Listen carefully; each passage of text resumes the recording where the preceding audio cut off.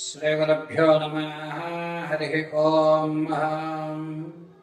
ముక్తా విద్రోమహిమనేలదపలచ్చాయి ముఖే స్థిరక్షణేః యుక్తా విందు నిబద్ధనరత్నముకుటాం తత్వార్థవర్ణాత్మికాం గాయత్రీం వరదా అభయామహం పుష్కశం శుభ్రం కపాలాం గదాం శంఖం చక్రమధారవిందయుగలం హస్తే వహం తీం భజే యో దేవ సవిదాస్మాకం ధియో ధర్మధిగోచరః పరారయత్తస్యద్వర్గాస్తద్వరేణ్యముపాస్మహే సర్వం వేదమాత గాయత్రీ కటాక్షఫలసిత్యర్థం.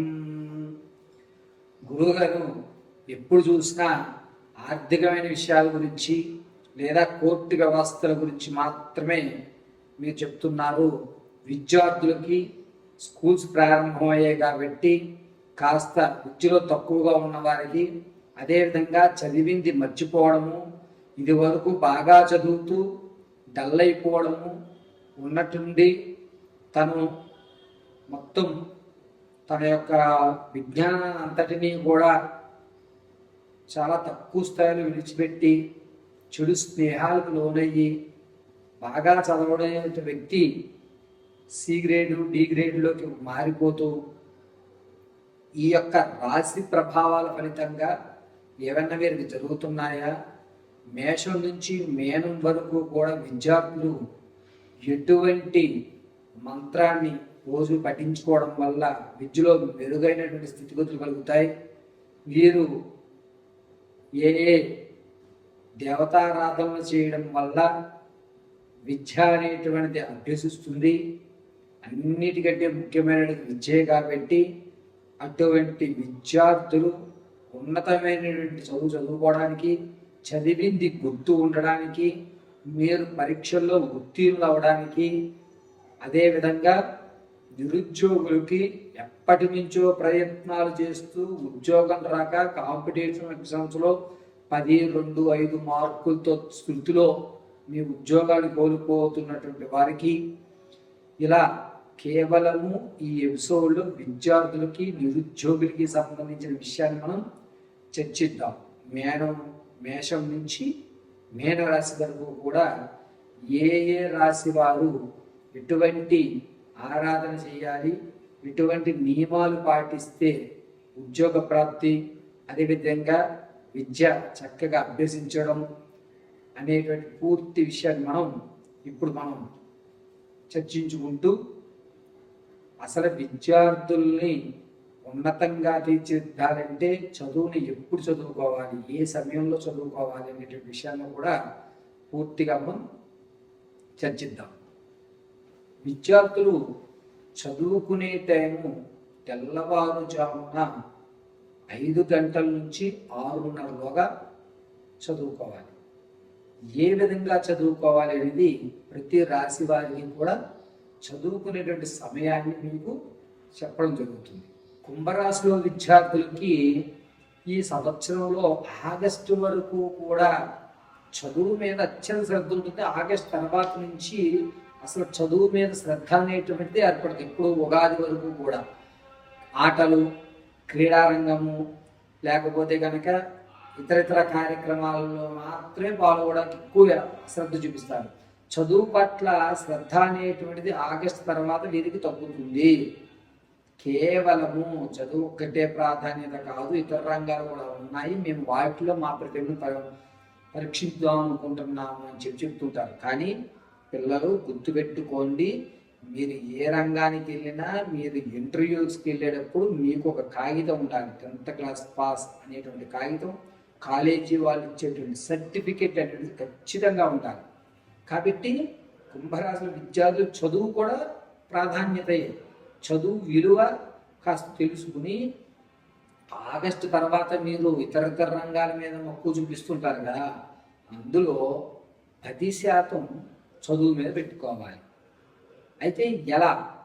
మనం చదివినా గుర్తుండదు కదా, మరి మర్చిపోతాం కదా, కన్ఫ్యూజ్ అయ్యేటువంటి వాతావరణం ఏర్పడుతుంది కదా, మేము దీంట్ మీద ఎలా కాన్సన్ట్రేట్ చేయాలి అని అంటే కనుక కుంభరాశిలో ఉన్నటువంటి విద్యార్థులు ఆగస్టు తర్వాత నుంచి ప్రతిరోజు ఏం చేస్తారంటే దీపా దుర్గ కవచం, ఉదయాన్నే స్నానం ఆచరించిన తర్వాత దీపా దుర్గ కవచాన్ని ఫుల్ వాల్యూమ్ పెట్టుకుని వినండి.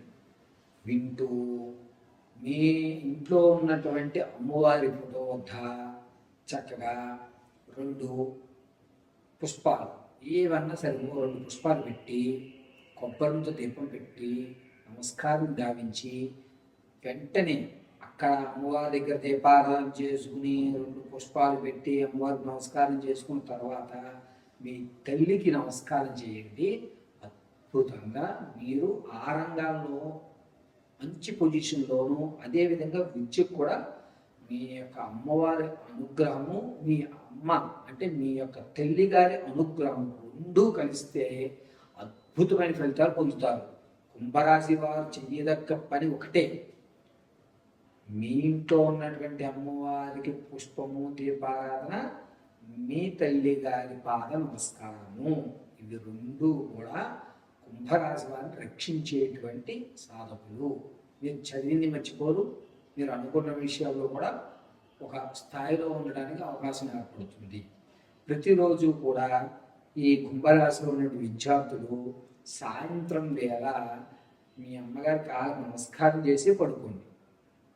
మీరు ఏదైతే చదువుదాం అనుకుంటున్నారో మీ అమ్మగారి కాళ్ళకు నమస్కారం చేసి తర్వాత మీరు ఏదైతే టఫ్ క్వశ్చన్స్ ఉన్నాయో ఆ క్వశ్చన్ చదివి పుస్తకం మూసేసుకుని మరుసటి రోజు ఉదయాన్నే లేచి అమ్మవారికి చక్కగా దీపారాధన గావించుకుని 2 పుష్పాలు పెట్టి అక్కడ నమస్కారం చేసి మీ తల్లి గారికి నమస్కారం చేసి మళ్ళా పుస్తకం తీసి రాత్రి ఏదైతే చదివారో అదే ప్రశ్న మళ్ళీ ఇంకొకసారి చదవండి. అంతే, మీరు అనుకున్న స్థాయిలో ఉంటారు. నిరుద్యోగులు కూడా ఇదే ఫలితం. ఎందుకంటే ఉద్యోగ ప్రాప్తి అనేటువంటిది మీకు చదువు మీద చదువుకున్నటువంటి సర్టిఫికేట్ల కంటే ఇతర క్వాలిఫికేషన్లోనే మీరు చెప్పని ఉద్యోగం వచ్చే అవకాశాలు ఏర్పడుతున్నాయి. చదువులో సర్టిఫికేట్లతోటి ఉద్యోగ ప్రాప్తి కలిగేటువంటి అవకాశము కుంభరాశి వారికి చాలా తక్కువగా ఉంది. అది కూడా అక్టోబర్ 13వ తారీఖు నుంచి నవంబర్ 24 మధ్యలో ఉద్యోగం కలిగేటువంటి అవకాశం ఏర్పడుతుంది. కుంభరాశి వారు ఏం చేయాలి? మీ ఇంట్లో ఉన్నటువంటి అమ్మవారిని, మీ యొక్క తల్లి గారిని ఈ 2 ఆరాధన చేయడం వల్ల కుంభరాశిలో ఉన్నటువంటి విద్యార్థులకి వచ్చేటువంటి ఆగస్టు తర్వాత ఇతర రంగాల్లో కానీ వ్యవస్థలో కానీ ఉన్నతమైన స్థాయి ఏర్పడుతుంది. ఇంకొక విషయం గుర్తుపెట్టుకొని కుంభరాశిలో ఉన్నటువంటి విద్యార్థులు ఆగస్టు మొదటి వారం వరకు కొంచెం జాగ్రత్తగా ఉండండి. స్కూల్లో కానీ కాలేజీల్లో కానీ కొట్లాట జరుగుతాయి. మీరు అటువంటి జరగడానికి కొంచెం దూరంగా ఉండండి. లేకపోతే లేనిపోతే మీ పేరుని అక్కడ ఉపయోగించేటువంటి అవకాశం ఏర్పడుతుంది. ఆగస్టు 2వ వారం దాటిందా మీకు కలిసి వచ్చినట్టు. ఆగస్టు 2వ వారం లోపు ఎక్కడైనా గొడవ జరిగినా, స్కూల్లో గొడవ జరిగినా, కాలేజీలో గొడవ జరిగినా, లేకపోతే రోడ్డు మీద గొడవ జరుగుతున్నా మీరు ఆ దరిదాపుల్లో ఉండడం తస్మాత్ జాగ్రత్తగా ఉండాలి.